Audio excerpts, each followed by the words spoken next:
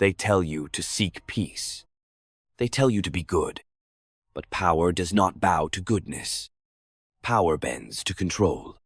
You were taught that justice is the goal, that consensus is strength, that virtue will speak for itself.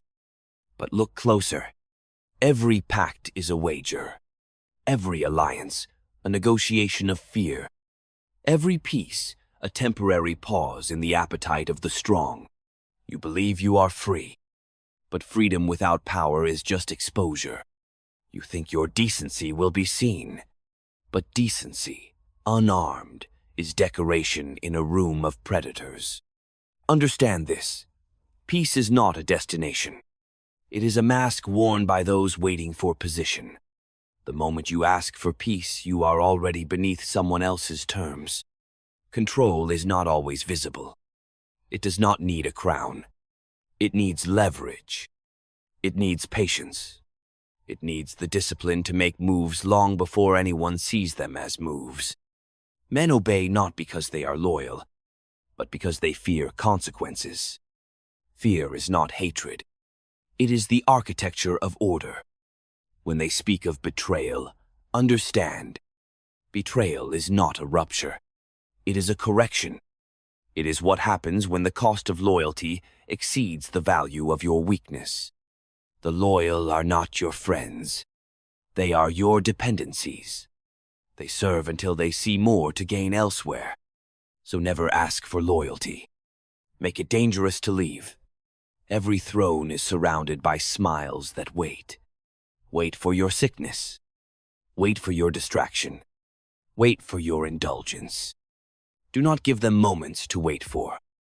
To lead is not to be loved. To lead is to be necessary. There is no virtue in making yourself small. There is no morality in surrender. Only comfort for the weak. The ruler must be seen, but never fully known. Revelation is a form of suicide. Keep your thoughts moving like shadows across the wall, visible but unreachable. People love symbols more than substance.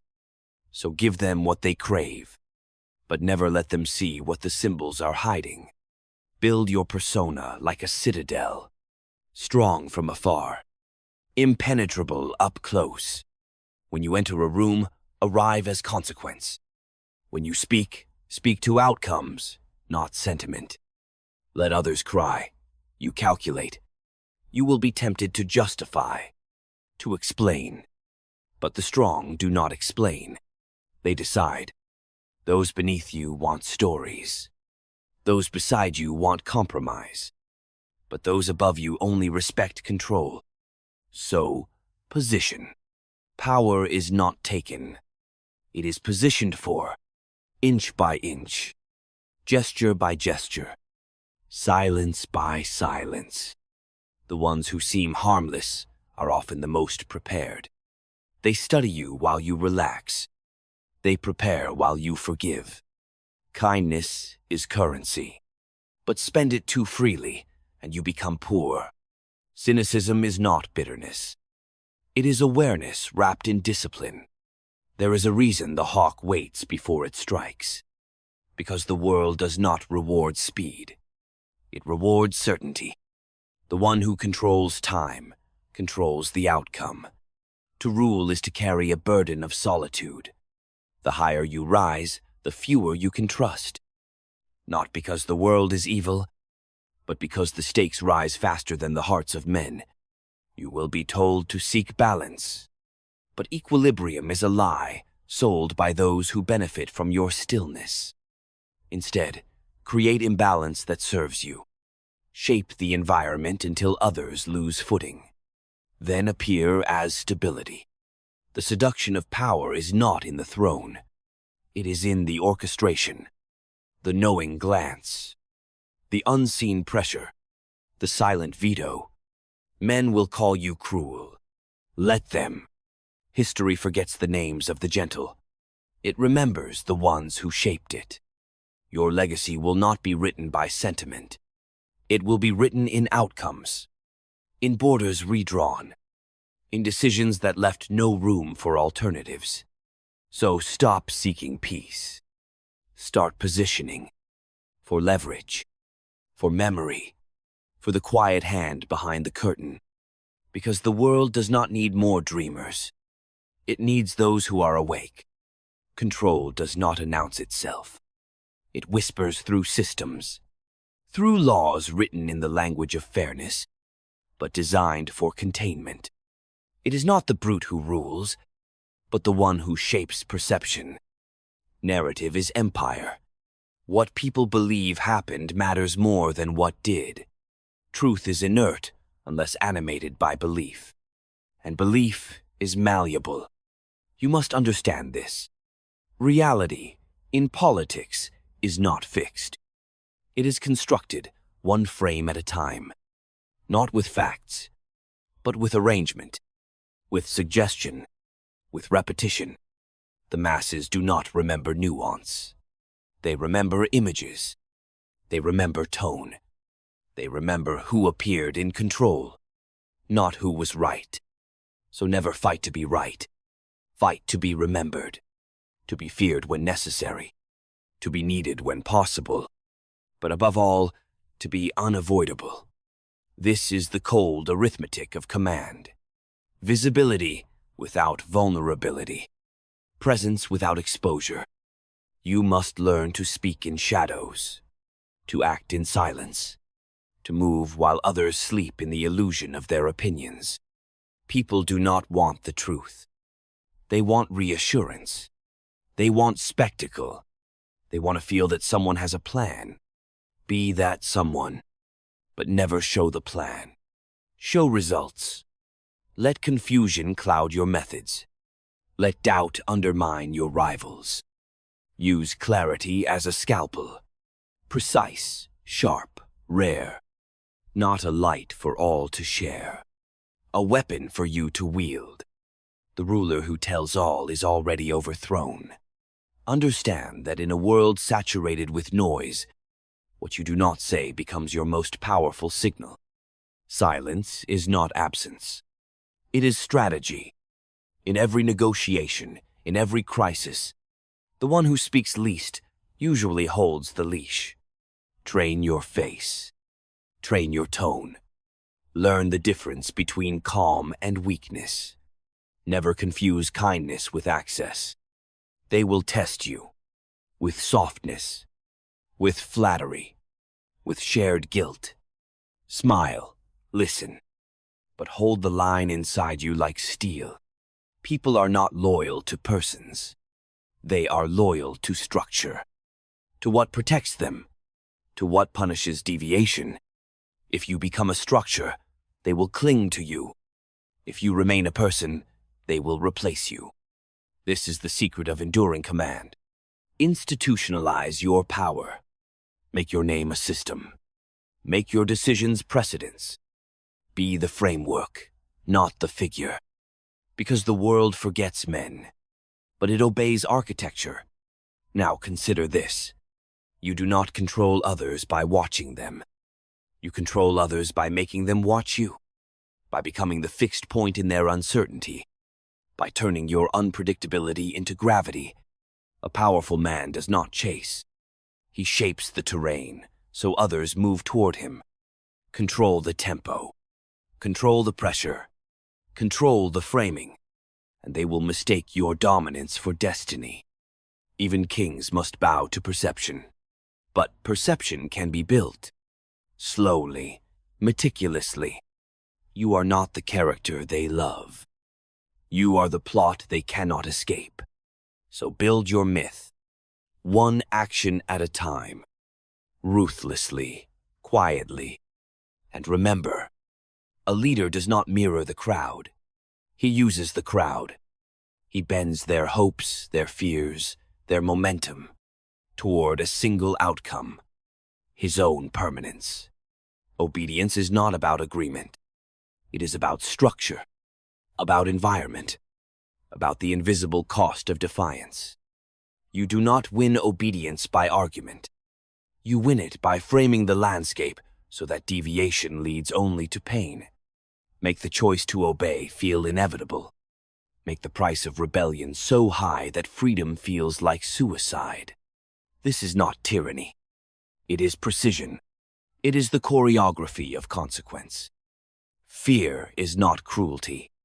It is clarity. Love is unpredictable. It depends on your presence, your charm, your favor. But fear lingers when you're absent. Fear delegates itself. It becomes self-policing. People under fear become architects of their own cage. They anticipate your displeasure. They discipline themselves to avoid it. A ruler who is feared does not need to raise his voice. He needs only to raise an eyebrow, and the room adjusts. There is no shame in this. The lion does not apologize for the reactions of the sheep. The modern mind recoils at fear. It prefers comfort, consensus, smiles. But these are luxuries of the ruled, not the ruler. To govern is not to soothe. It is to structure, to contain chaos beneath calm exteriors, to maintain peace through the credible threat of disruption. You must not be violent. You must be capable of violence, and known to be capable. The scent of danger is often more effective than its display.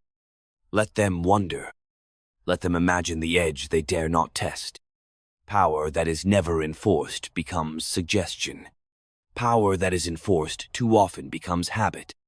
Balance these extremes. Strike rarely, but when you strike, make it total. Make it irreversible. Make it an example that rewrites the limits of dissent. Because control is not built in moments.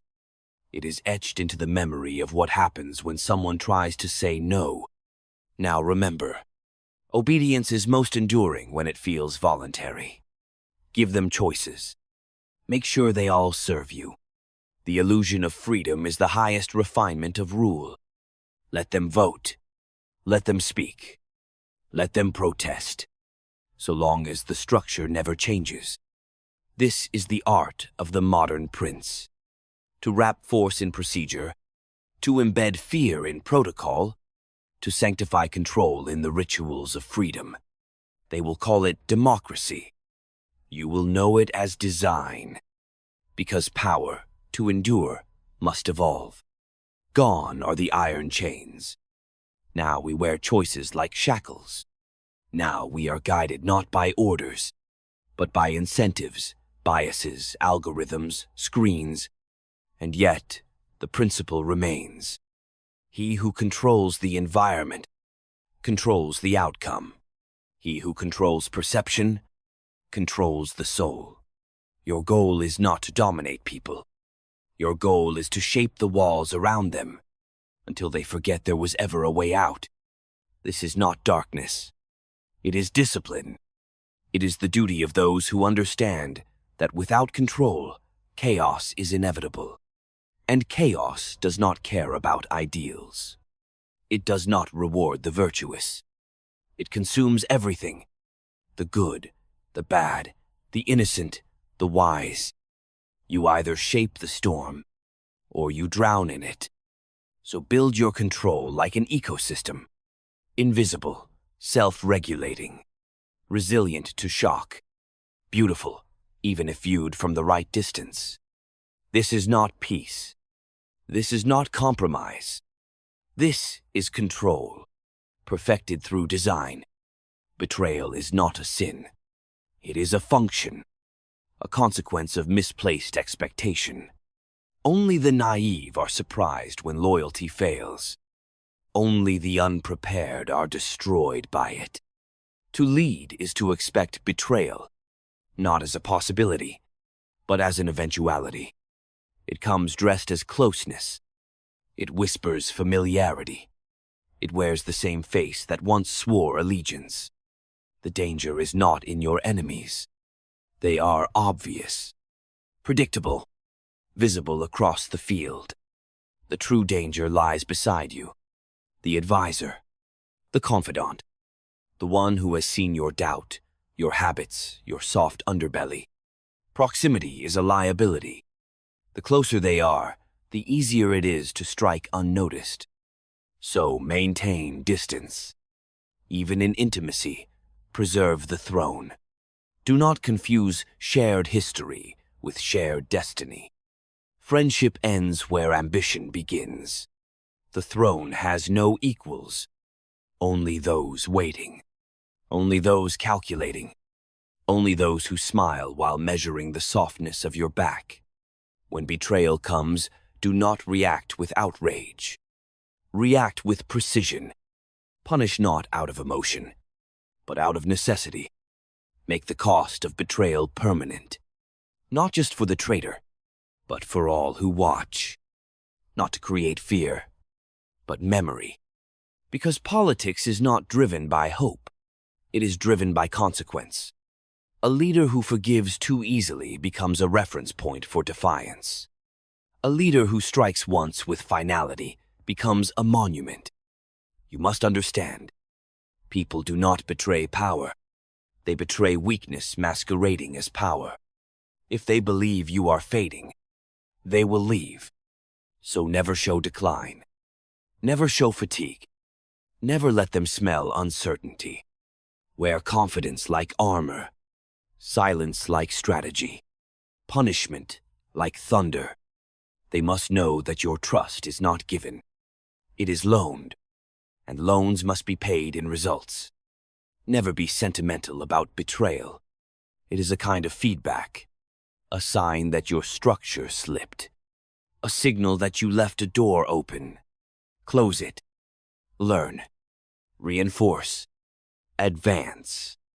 And never forget, the betrayed often speak of their pain, but the betrayer speaks only in opportunity. Do not wait for their words. Watch their patterns. Trust actions. Track inconsistencies. Power listens with the eyes, not the ears. In the end, betrayal is not personal. It is transactional. So be transactional in your loyalty as well. Reward what serves you. Cut what risks you. And never invest more in a bond than you're willing to bury. Because the crown is heavy not just from the weight, but from the eyes that watch it tilt. Position always. Love sparingly. Trust rarely. Let them admire your humanity, but never assume they will respect it. People do not serve character. They serve consequence. And those who cannot enforce it will one day be forced to beg it. Perception is the battlefield. More than bullets. More than laws. More than gold. He who commands the image commands reality. It is not truth that guides nations, but what appears true. Not what is, but what seems. Appearances are not deception. They are the armor of power. They protect what must remain hidden and project what must be believed. The leader must be seen, but never fully understood. Visibility is not vulnerability if you control what is shown. So stage your image. Curate your myth. Let them see what feeds your legend, but never the engine that drives it. Even gods wear masks. Why should rulers be naked? If you must be cruel, be visibly just. If you must lie, tie it to a noble cause. If you must dominate, do it through ceremony. Let them applaud your control, as if it were consent. The theater of power is not optional. It is the stage where influence becomes fact, where outcomes are decided before the first move is made. Never enter without script. Never speak without angle. Never show the full map, only the path you want them to walk. Because power lives in asymmetry. They know less. They feel more. And feeling, in the hands of the strategic, is a weapon sharper than reason. Control the narrative, and you will not need to control the outcome. The people will walk themselves to it, grateful, afraid, certain it was their idea. The weak reveal too much. The desperate explain too often. The insecure seek to be understood. You must not. Your silence must be filled with implication. Your presence must provoke interpretation. Let them fear what they cannot name. Let them hope what you have not promised. The vague becomes legend. The precise becomes forgettable. So speak in symbols. Move with ritual. Let your unpredictability become a signature. In a world starving for certainty, you become the storm they learn to read. Appearances can kill without drawing blood. They can elevate without earning substance. They can destroy without lifting a hand. This is not dishonesty. This is strategy. Even truth must be dressed for war. You may be right, but if you are seen as wrong, you are powerless. Do not let the facts of your strength be obscured by the perception of your fragility, because history does not preserve events. It preserves impressions, and the impression you leave will be your only monument. So build it carefully, stone by stone, image by image, word by calibrated word. And never forget, the most dangerous man is the one who controls what others think they see. Chaos is not always the enemy. Sometimes it is the clearest path to power. When order no longer serves you, unleash confusion. Let the ground shift. Let alliances fracture. Let institutions tremble.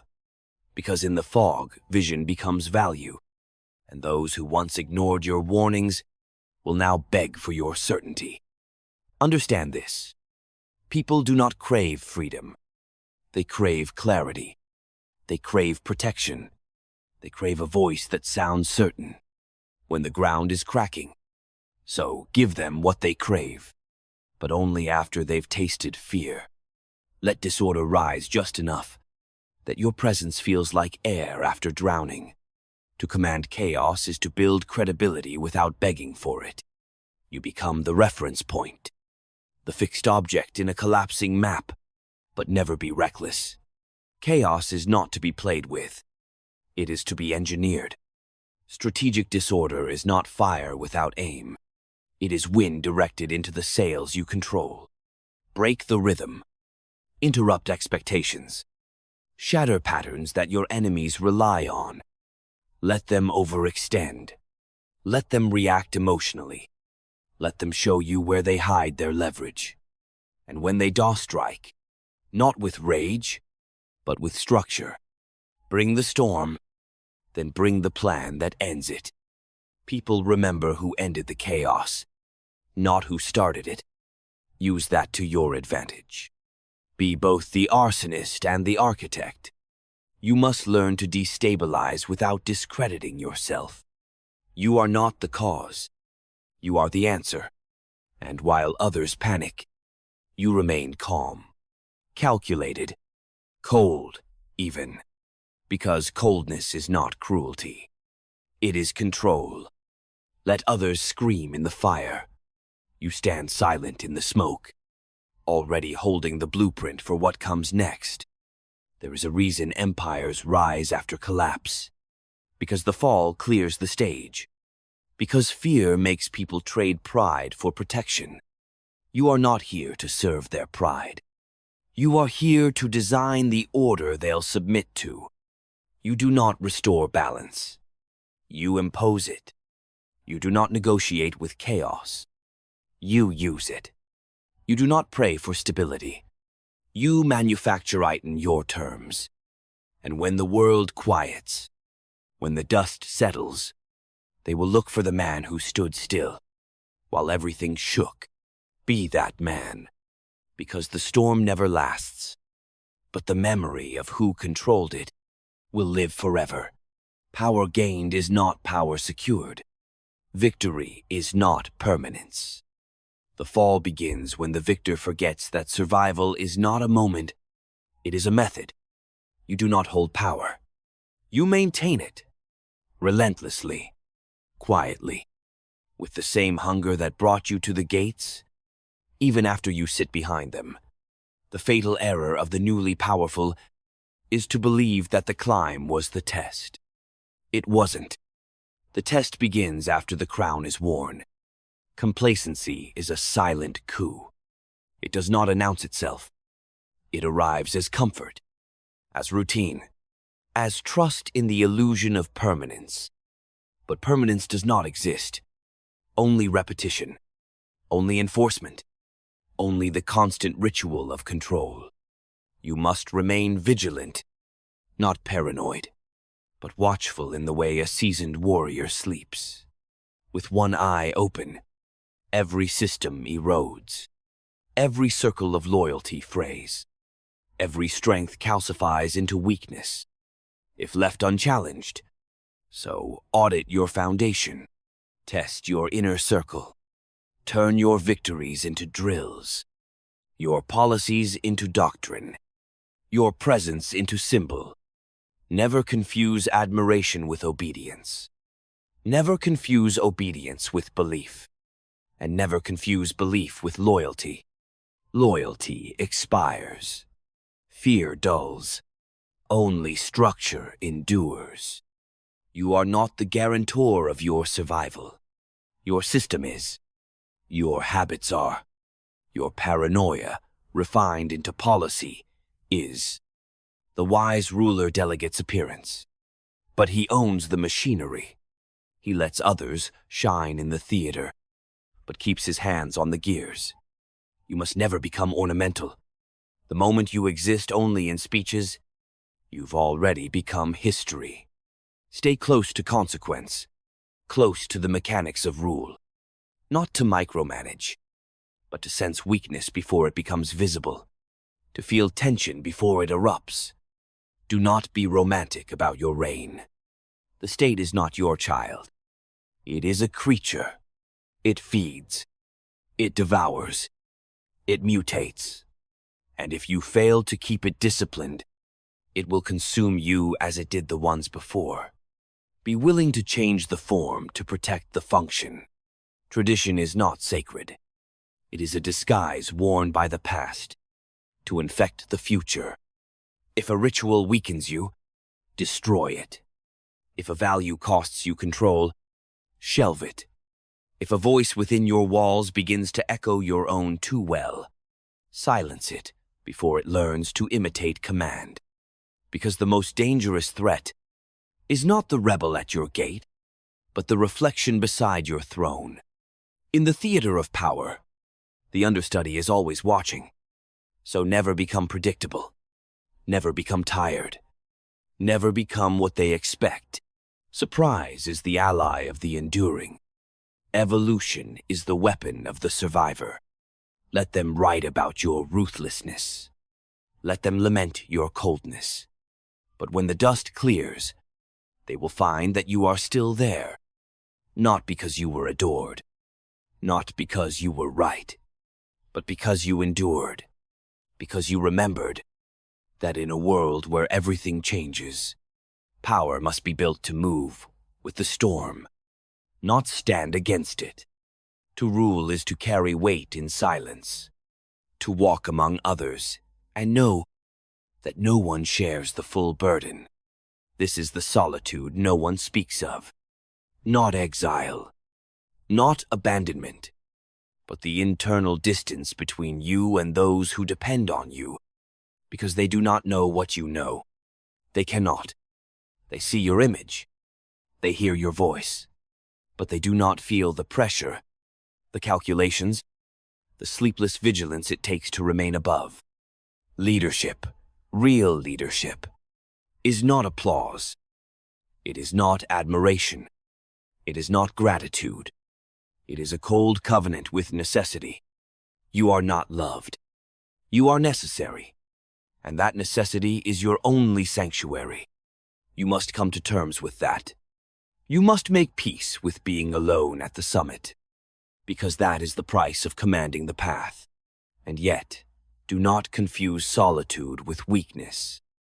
Isolation is where clarity is born. When the noise falls away, you see what others flinch from. You see the costs. You see the ugly truths behind beautiful slogans. You see what must be done, while others still argue over whether it should be. This clarity, this unsentimental vision, is not a flaw. It is the mark of one who has accepted what rule demands. You must not seek to be understood. You must not wait to be forgiven. You must act with the cold rhythm of fate, because every delay buys someone else an opportunity. Every hesitation opens a door. Every moment you search your heart is a moment someone else sharpens a knife. You may feel grief. Good. Let it stay inside. Grief means you are not hollow, but it must never reach your hand. The hand must remain steady, because indecision kills more empires than rebellion. Power requires the stomach to outlive your own feelings. The people want a face that calms, but behind that face, there must be steel. And when you do falter, when weakness visits, as it must, do not look for comfort. Look for course correction, because no one will save you. Not your advisors, not your allies, not your own people. Their love is conditional, their support is transactional, and their memories are short. They will mourn your fall only long enough to follow the next strong voice. You are not their friend. You are their function. So fulfill it. Relentlessly. This is not cynicism. This is liberation. The moment you stop seeking affection, you are free to govern, not by consensus, but by consequence. You will become what others cannot bear to be, the enforcer of limits, the architect of restraint, the hand that holds back the tide, while they complain about the shore. And in time, they will forget the small pains. They will forget the names of your enemies. They will forget their outrage, but they will live in the order you created. They will raise children in the peace you forged. They will build on the stability you imposed. And that is enough. You do not need their love. You only need their memory. Let others seek comfort. You seek continuity.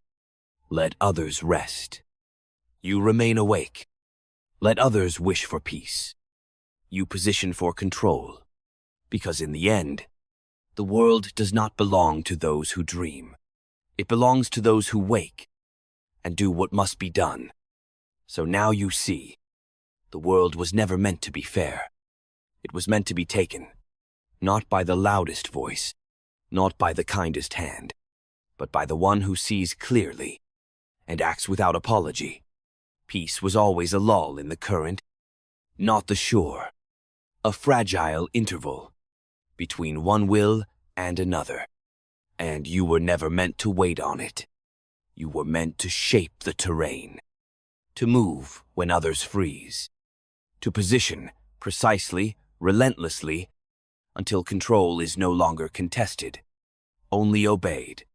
This is the architecture of rule, not built on ideals, but on function, not preserved by praise, but by necessity. Let others pretend power is a burden they did not ask for. Let them hide behind morality, because they fear the silence that follows real decisions. But you do not flinch. You do not beg for consensus. You do not shrink before consequence.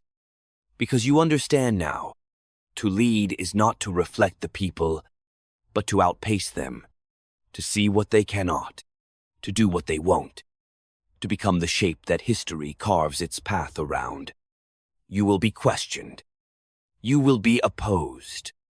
You will be misunderstood. Let them write their books. Let them speak their soft truths.